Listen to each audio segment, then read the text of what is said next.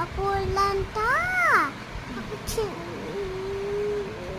పాప ఉందిట దూడకి.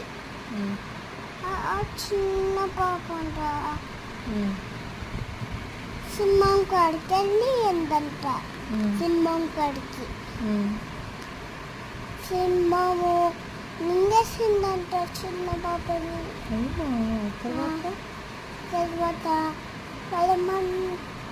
వాళ్ళ చిన్న దూడ చుంట పోయింది. ఎడిపోయింది? వాళ్ళ అమ్మ కాడికి. వాళ్ళ అమ్మ కంట. ఎందుకు? సింహాన్ని కొరికేసింది. ఇక్కడ ఎక్కడ ఇక్కడ ఎక్కడ అంటే ఎక్కడ? ఏందో చెప్పు. బుగ్గల దగ్గర. వాళ్ళ అమ్మ చెప్పింది.